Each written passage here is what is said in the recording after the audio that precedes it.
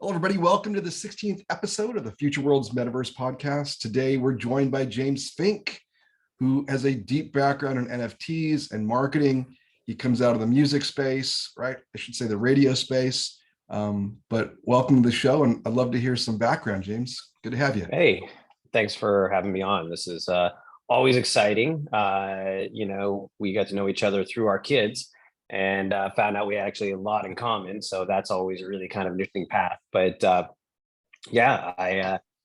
started out my career in radio, working for stations like K Rock and K Earth, and then managing a couple stations for Univision. And I always love to say that I don't speak enough Spanish to say I speak Spanish when you work for Univision, because what ends up happening is people start talking to you in Spanish and negotiating with you, and I'm not that good. But if you ask me to drop me in Mexico and ask me to get back, I could probably do it. And I did everything from there, from advertising sales to managing the advertising department to overseeing two radio stations to bringing on sports franchises like the Dodgers and Raiders to our radio group, working with TV group on our World Cup rights and everything like that. So that was a lot of fun. I missed those days. It was a lot of tickets to a lot of cool events.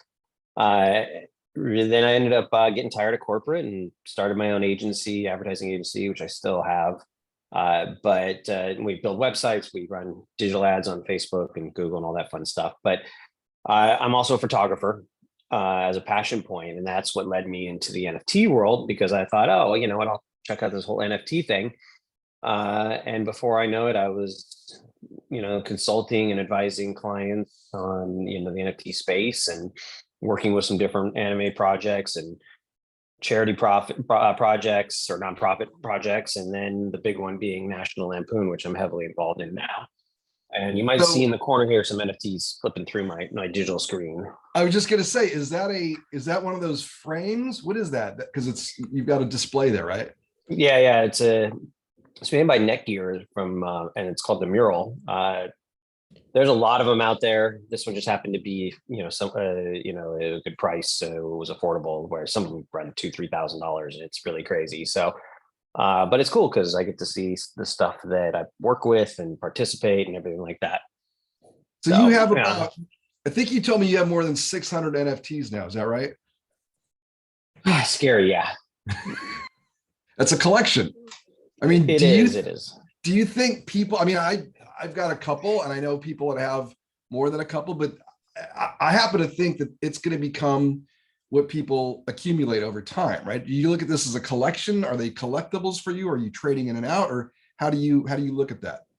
Both. Some of them are collectibles because of timing in the space. I was here when some things started. I never ended up with a Bored Ape, unfortunately, but I was around at that time. I just didn't know enough to know. And some of them were art pieces, some of them were collectibles. Some of them are, investments in order to flip later. Just kind of goes all over the place.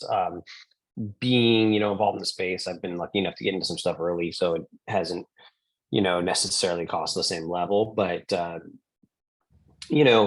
it's some of them, when you buy these NFTs or you get involved in these NFTs, you become part of their community.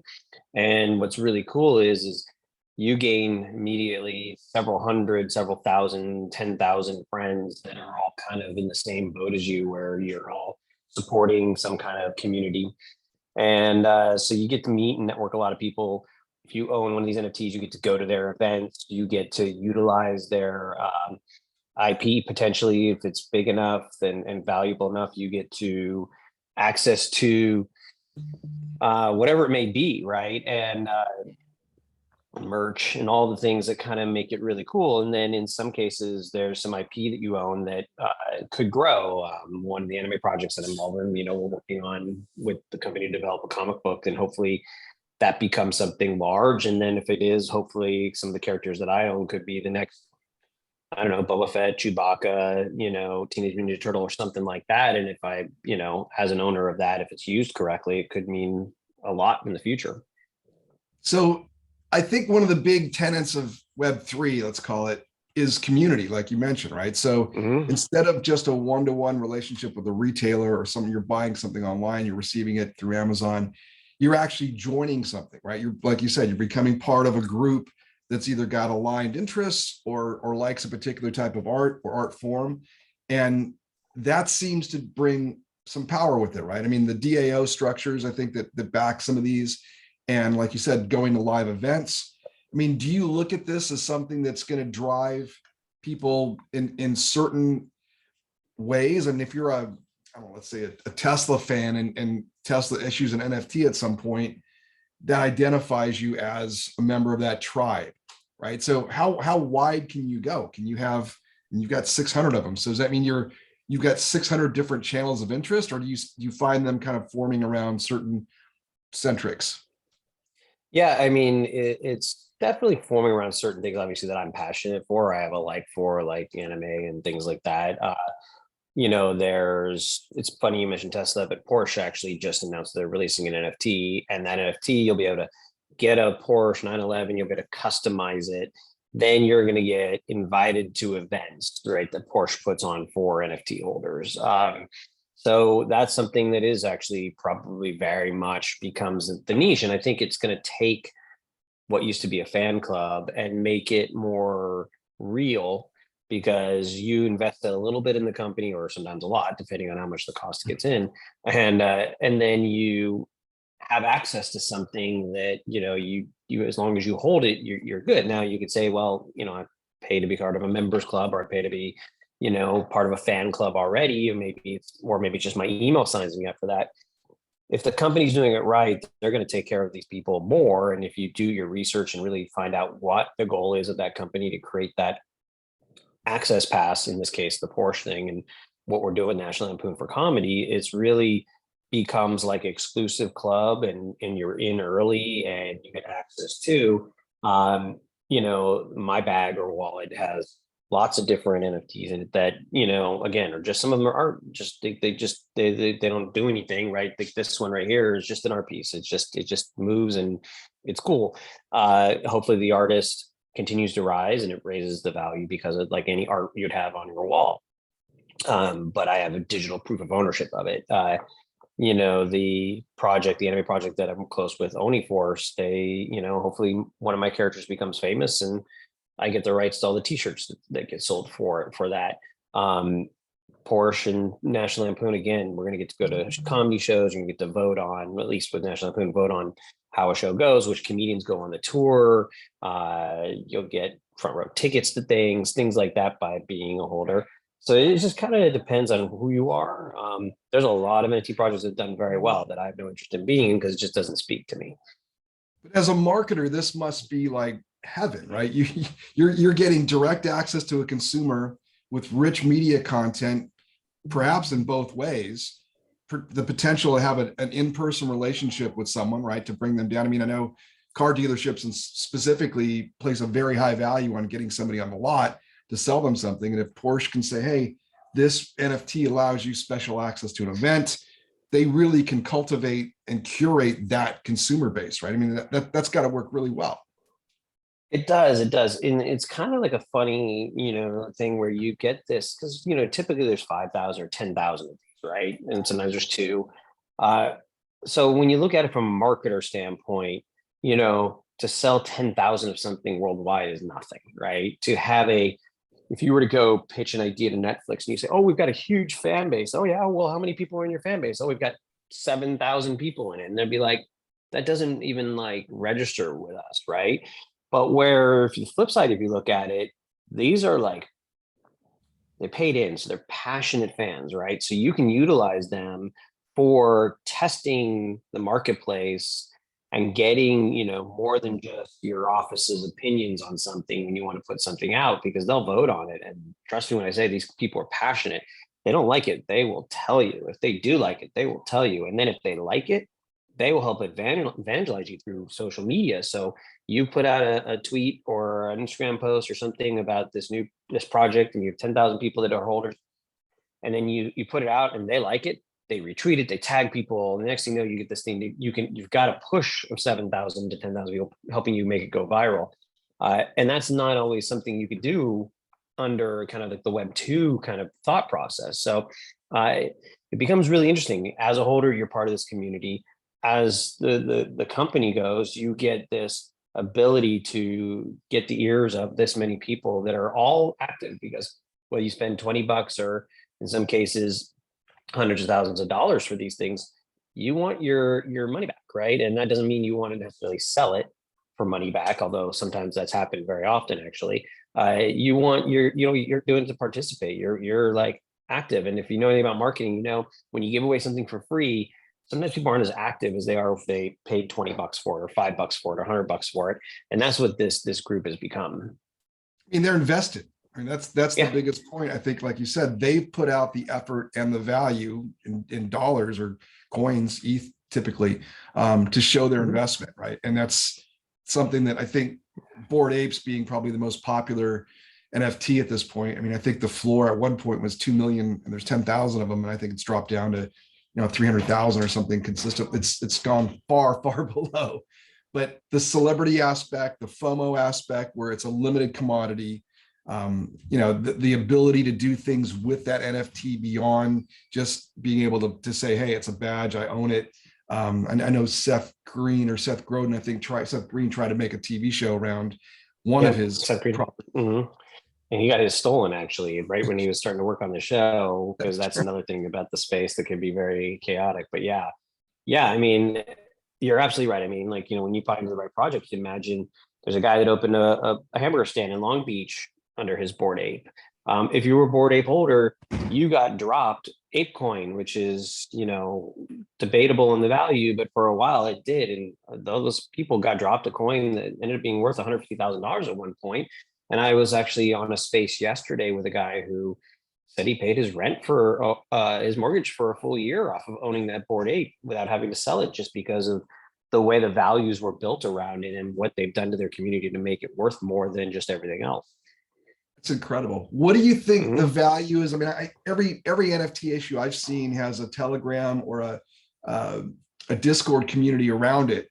How important is it to go in and engage, and how far out, as a marketer, how far out do you want to start that process if you're planning a drop? Say, is it like a month, 3 months, 6 months? How deep do you need to be? Well, it's a funny thing. Typically when you go to drop something on the traditional side, you put together a marketing budget, right? And that budget includes advertising and, influencers and all the things that you would imagine if you, watch any company that markets really well, right? Disney does that a lot. This space is the opposite. This space does not want to see you spend money on advertising dollars. If they see you spending money on advertising dollars, they're probably going to think that you're just trying to raise the value, raise the reach, and you're not actually connecting with a community to actually help you raise the value and get people excited about it. And they're very, very particular about that. So National Lampoon is a good example of a big media company. It's been around for 50 years. Started as a magazine and ended up doing some pretty famous movies that we all know: Animal House, Vacation Series, Van Wilder, tons of magazines, radio hours. And when they came into the space, what we did was, and this is when I met with them, I said, we can't advertise, we can't do this. We just have to build it organically. Now your name's going to help accelerate that organic building. But what we did was, being a guy that's in the NFT space, I'm tied in with a bunch of communities. We started there. We just got into it, what they call Twitter spaces or clubhouse rooms. And we just said, hey, we'd love to talk about National Lampoon and what they're doing. Like, sure, come on in. We'd love to hear. And so they would hear, and we talked to 50 people that day or that hour. And then the next time we talked to 50 different people. And the next thing you know, 100 people. And the next thing you know, we're on a larger show. And then, we allow communities that are holders to get early access to purchasing the NFT in advance on the day that it becomes live. And people get excited and they start sharing, and then they tell their friends about it. It's like the tipping point book, like with the Hush Puppy shoes, to a T. It's really like the perfect thing. You just get this thing to try and get to go viral by talking to the right people. And so really you need months to do it right. Now, if you're fortunate enough to have some major influencers in the space kind of jump on the project and give it the thumbs up, then that helps accelerate some things.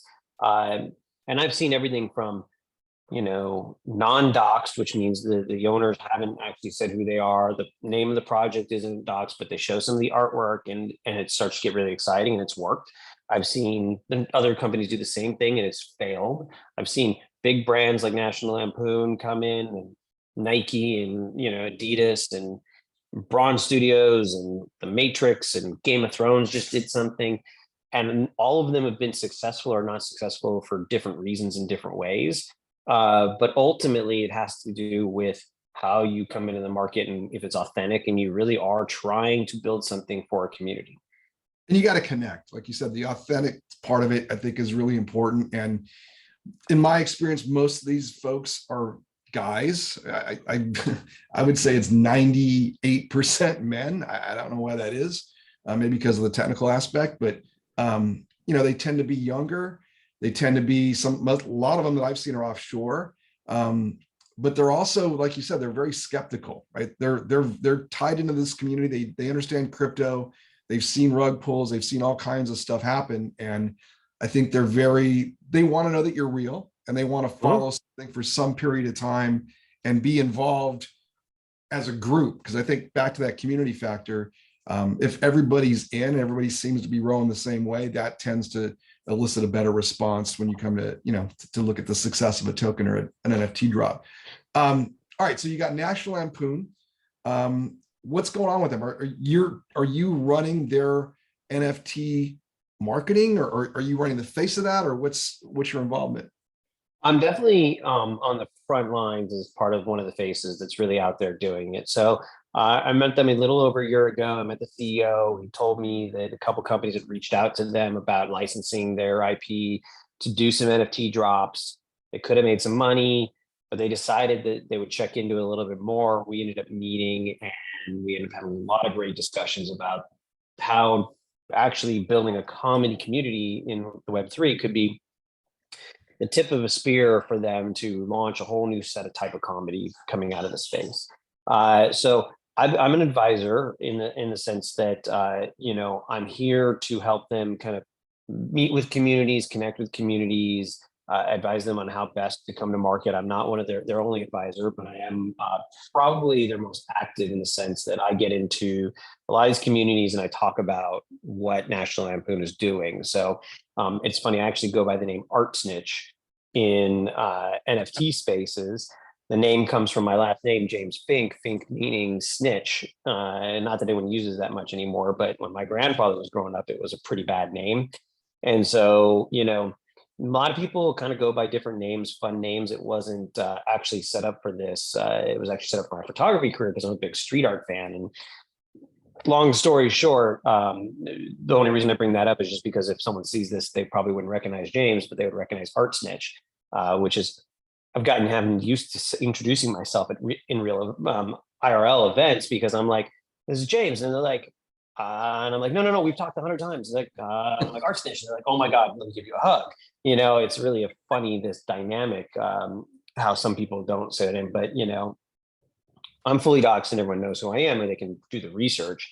I just happen to go by that name. So I've been in the one in front of everything in these communities talking about, National Lampoon, why they're coming to Web3 and the fact they want to build a comedy community.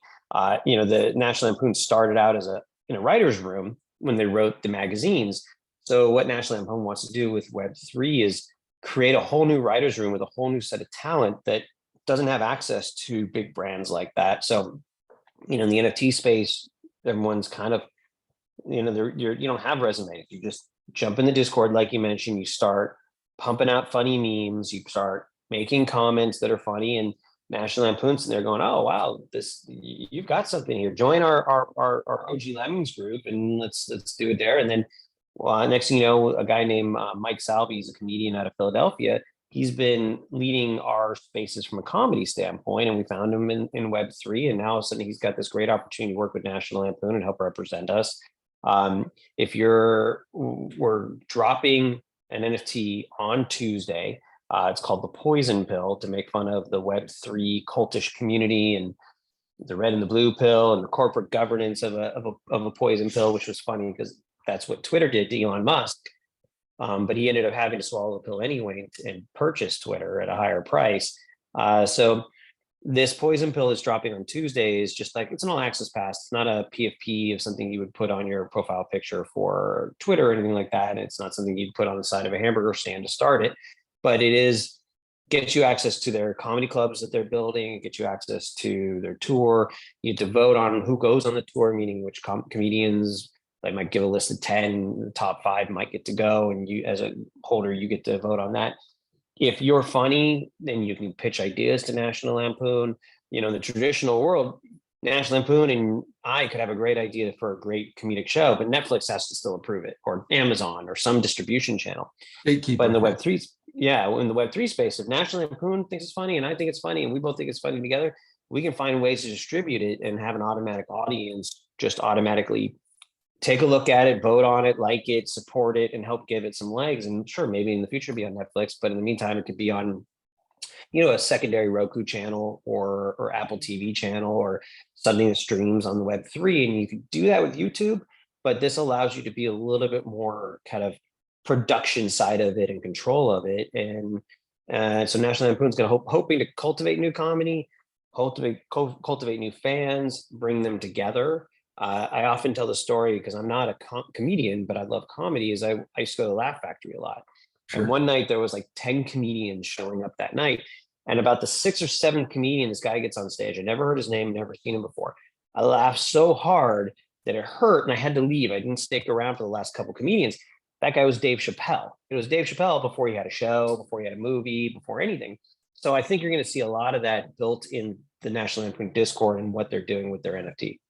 I think comedy lends itself really well to Web3 and even Metaverse because it's something where it's personal, but you also have a community, right? You want to feel like you're in a room.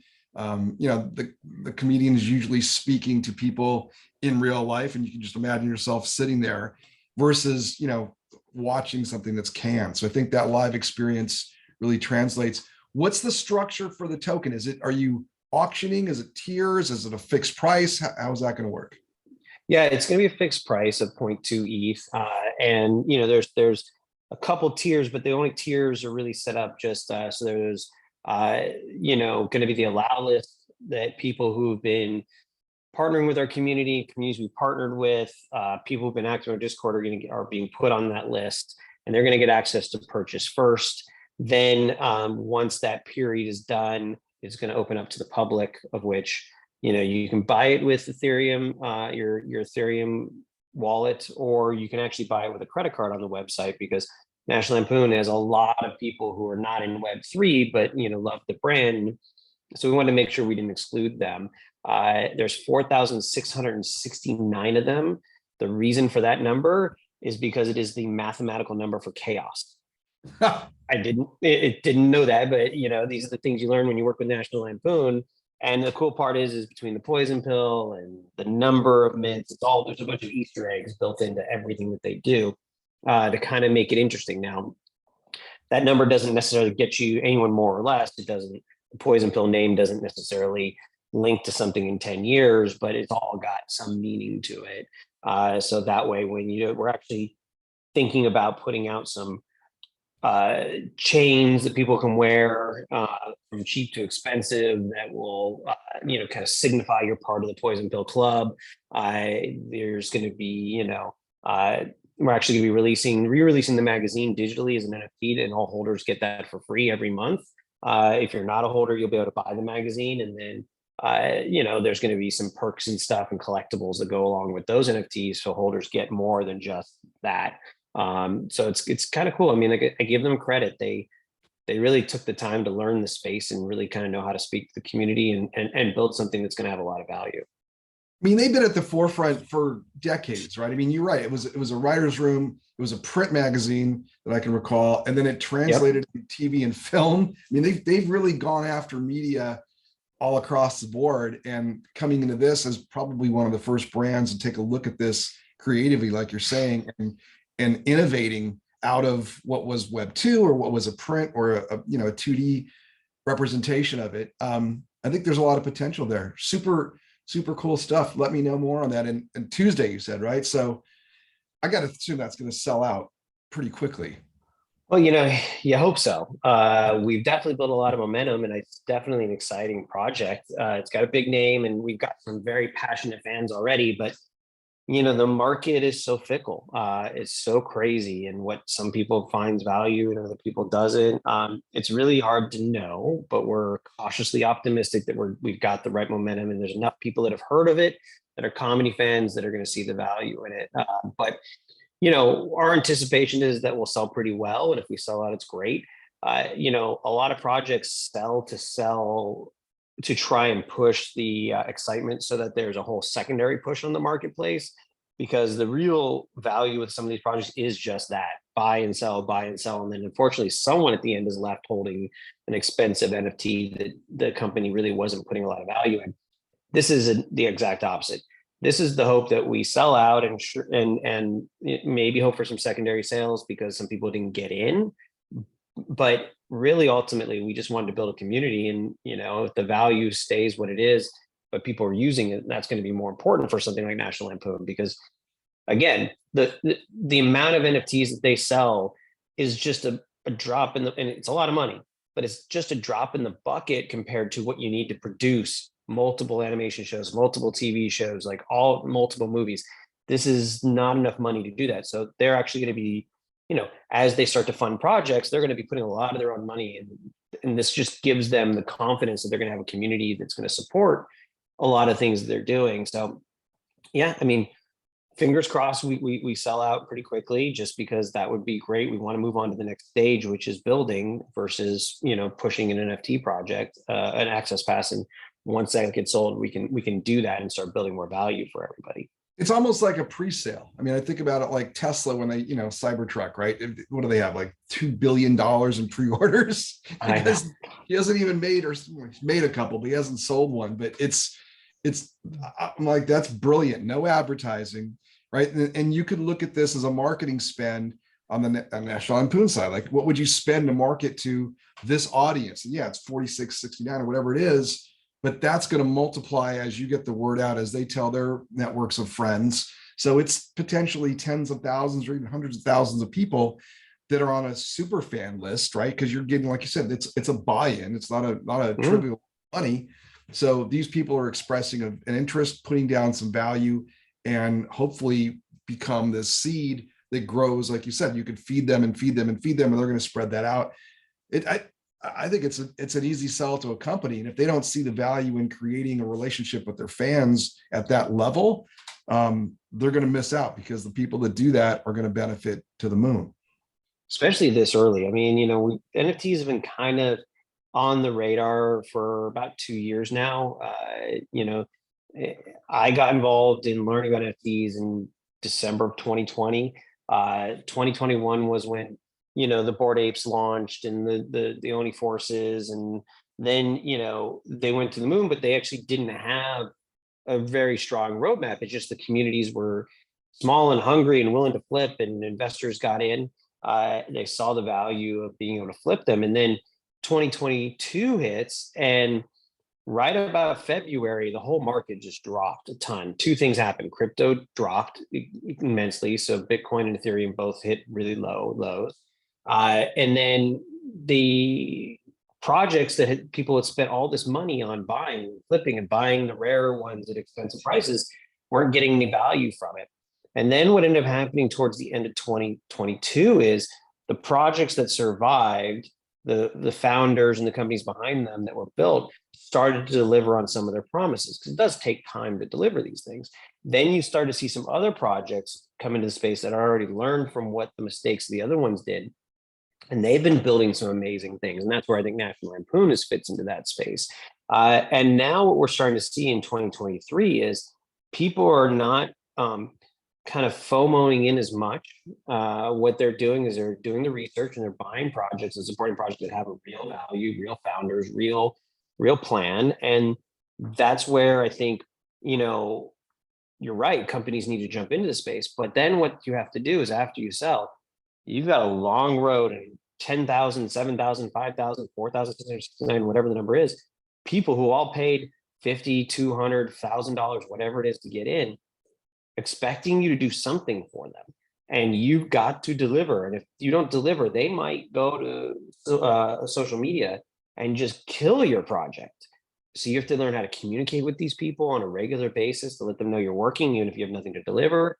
You have to, do drops to them or create opportunities for them so at least see you're working, because they're demanding of it. I mean, and it makes sense. If I ask you to give me $300 for something, I think you'd eventually want to get something in return for that. Not necessarily the $300 back, but I better be able to give you a T-shirt and some tickets to something eventually, or at least some kind of like pass to some early information. Who knows? Uh, and I think that that's affected some projects early on that could have been really cool and couldn't deliver, and others founders actually ended up selling the company to some people who could handle it because they weren't prepared.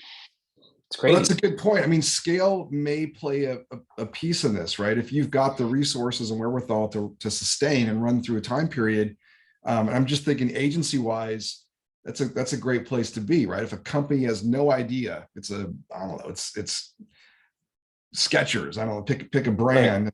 Skechers is actually pretty involved in the space, Right. but has no department, has no way to understand what the needs are and how to maintain and sustain. Um, I think there's a place, or even the smaller and mid-level creators that don't have that structure, don't have the infrastructure, don't have the resources. An agency can step in and say, look, we'll do this on a percentage basis or commission-based basis.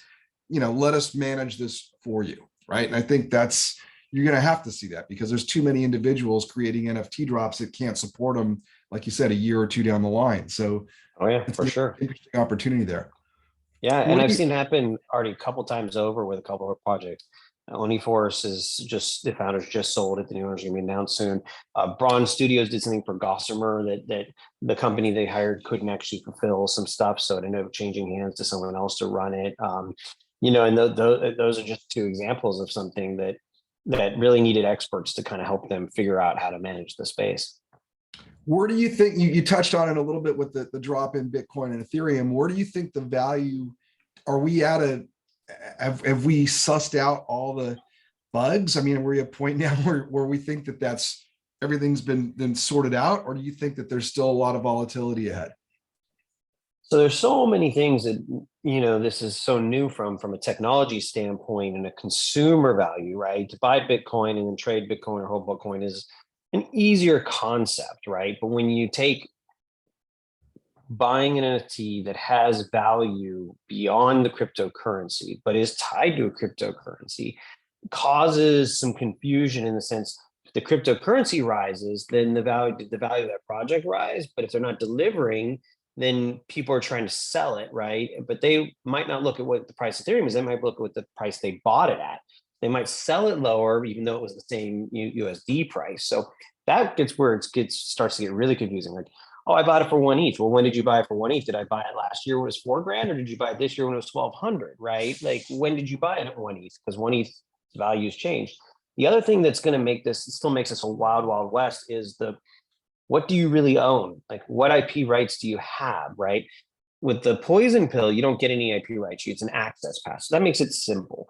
But with the Bored Apes, there's still a whole world that I don't think has even been touched yet fully from, do you really own the rights to this? Because you're using your ape cartoon character, but you don't own the right to the Bored Ape overall company. You only right to that character, and how can you use that? And they say in the fine print, well, you can't use it for adult or hate speech or anything like that, right?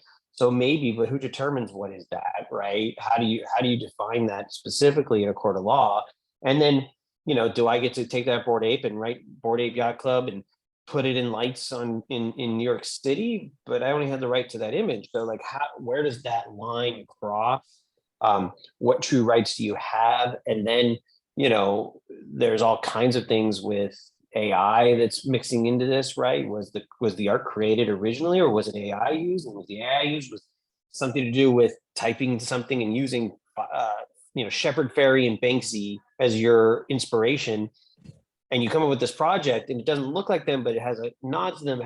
Do you own the rights to that? Did the company get the rights to use that correctly? Like, it gets heavy when you start to think about those things. That's why, like, they say DYOR, which is do your own research, is so important. Just because you buy into something does not, and it says you have this, does not necessarily mean that you fully have it. Now, I have this conversation every day. And the last episode of this podcast was with a guy named Stephen Massour, who's an IP attorney out of New York, friend of mine. And we discussed this at length, that it's an issue. No one really knows what ownership is. The average consumer, when they bought a CD, 20 years ago, oh, I own this record. You really don't, right? You own the right to play that for personal consumption. You Right. cannot go play it in a bar. You cannot go sell it or copy it and sell copies of it. There's so many limitations that the average 15-year-old that buys that CD has no idea what that is. And he brought up a really interesting point when he was on our Future Worlds panel last November, the conference. He said he did some research. He couldn't find a single smart contract that was drafted by an attorney. I thought, he's Crazy. absolutely correct. They're being drafted by software engineers and developers who have zero experience with IP rights, right? I mean, not zero, they have some, but they're not an IP expert. And attorneys can look at this and go, well, you just said they're going to get streaming rights. Well, streaming rights, there's a whole basket of streaming rights, right? And I've gone deep on some of these NFT drops, and you're getting master streaming rights, which is maybe half of what the actual full streaming rights are. And then, oh, you're only getting Spotify master streaming rights, which now you've taken that pool down to a fraction of what it sounds like when you say streaming rights. And like you said, there'll be some people that are disappointed when they think, oh, it's playing on this TV show, so I'm getting paid. Well, no, because that was excluded. That's not a Spotify master streaming right. And like you said, a very good point, where you have that image of the ape, but can you use Bored Aped? Is that your Right. trademark? No. Is that your copyright? I know they don't do a transfer of copyright. It's very clear in the fine print that they continue to hold the copyright. Like you said, if it's a moral use where they don't think it's considered hate speech, or it's on something that's objectionable, they're going to pull it and say you can't use it there. So they still have a lot of the rights inherent. And people need to understand what it is they have and what they don't have, and what the value is based on that. So interesting point. Yeah, the IP is going to have to be sorted. I think there's going to have to be some regulation and some clear disclosure of, hey, you're buying only the access, like you said, or you're buying only these particular rights. Like you said, whatever the end point is for the consumer, it's clear to them what they're getting, what they're not getting, how they can use it, how they can not use it, and what might be, the value based on that. Because obviously, if you can use it for commercial use, it's more valuable. If you can't use it for commercial use, that value might be limited to something else. So it's an interesting place. I'm with you on the one Ethereums. We did an ICO back in the end of 17 for one of my companies, and it was just to get listed on an exchange. It was something like 10 Bitcoin, right? And Bitcoin at that point was, I think, $5,000, wherever it was. And then 2-3 months later, it was still 10 Bitcoin, and Bitcoin had got up to $8,000. And you're thinking, well, what's the difference in value over 2 months, right? You're giving me the exact same service, and now you're charging 20 or 30% more because it's just based on the value of the underlying coin. So, and people try to take it back to USD, like you said. And I think it's really innovative what you said about National Lampoon coming in with a credit card, because I do think a lot of people in this audience that want to participate don't have a MetaMask, don't have the ability, or don't understand, or don't want to know how to get in, because gas fees and wallets can be, obstacles. So it's an interesting place where, like I said, the access is still being held back. But if you provide your consumer base with an easy way to get in a familiar method, like a credit card, I think that improves your chances of success exponentially. Absolutely. And look, in this car now. We recognize that, and it's just, sorry, I had to move to the car. No worries. It's just one of those things where it's gonna evolve every time. Can you hear me okay? Yeah, perfectly. Okay. Yeah, it's gonna evolve constantly. And as long as things evolve and lawyers still need to test the waters and pushing the envelope, it's never going to change. But I do believe that if you get in early and you do your research, you buy into the right projects, and you get the right access passes for things that you're passionate about, or you invest in the right things that have the right people behind working on this correctly, and you also do the smell test, right? Like, if it's too good to be true, probably is. Very few things really end up working out like, oh, if you buy this, it's just going to bring you millions. Well, I mean, that almost never happens, right? So if you do your work and you do the research and you kind of figure it out, then you're going to probably win more often than not. There's certain things we don't know. I mean, there's couple huge projects where the founder came out that had done some not so great things. I'm not talking like killing anybody or stealing, just probably didn't manage a business very well. But the community was so big and so powerful, they backed him anyway, and they still survived, right? And if that was a different time, a different community, it would have fallen apart. So you can't predict everything, but you can at least try, right? To do what's smart. And that's where, I mean, I'm in, I don't know, 20 Discord channels. I'm perusing them every day just to see what's out there. I'm talking with people. I'm listening to spaces. I'm listening to podcasts like what you do, and just trying to get as much information as I can from different points of view in order to make it work. And then if you're passionate about something like comedy and National Lampoon's going to do, the biggest risk you have is if it doesn't end up working out, as you lost a couple $100. But the biggest win you have, and I will say the company is fully fledged behind this project. The biggest win you have is you're going to own their Genesis Pass. That's going to get you access to stuff for the rest of your life, including the magazine and all the other things that they're going to be offering. So there's a low barrier of risk for something like that, but it's all just being built as we speak. They're one of the first media companies to do this in the space and really attack it very like that. And it's a chance to contribute. I think you kind of mentioned that earlier with that package. If you're a comedic writer, right, and you want to contribute or you have an idea, you're probably front row with that company because they're going to listen to those 46, 69 people before they're going to listen to the other 10 million people, right? So that's something that they're going to put you as a super fan and as an investor in their token ahead of an audience member that maybe, is, like I said, 1,000 or 10,000 or a million back. So it gives you a little more access and it gives you the ability to create value for that token as a community member. If you're a comedian and you participate and you now have access to other comedians and a network of comedians, which is basically National Lampoon, it helps you, you're promoting yourself in some respect and also bringing the value of that NFT up, I think. I think I lost you, James. Can you hear me? Oh, you could hear me. Yeah.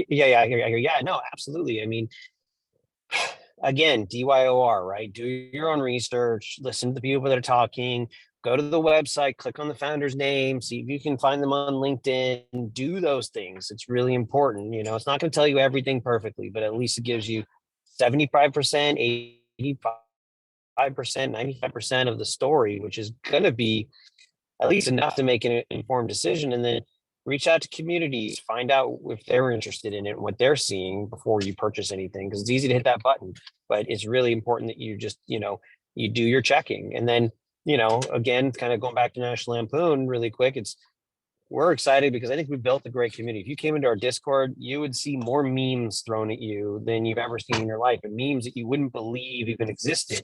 And it's hilarious. And you don't have to own an NFT to get into the National Lampoon Discord. You just need to kind of go to the website and log in, get your account set up, and then you can just literally sit there and laugh, right? And if that's the worst thing that happens, it's still great. But I will say this: I knew memes were a thing because I've seen them a million times, but until I got in the National Lampoon Discord, I didn't know these memes go this far. It's kind of.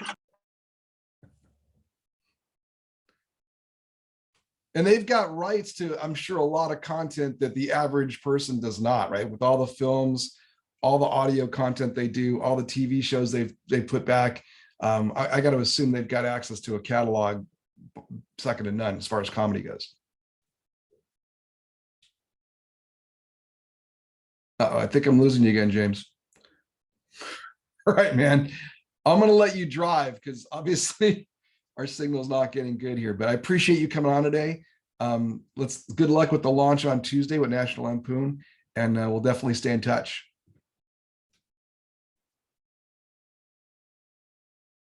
I think he's out. All right. Thanks, James. Oh, there you are. You're on mute still, buddy. I said I'm a passenger, so you don't have to worry about that. I just lost Wi-Fi and went to Bluetooth really quick. But I really appreciate you having me on, and this was great and a really great conversation. And I love all the conversations we've had offline. And I really look forward to continuing talking more. And thanks for letting me talk about National Lampoon. Appreciate it, James. All right. Good luck today, sir. Talk to you All right, soon. thanks, Steve. Thank Bye. you. Bye-bye.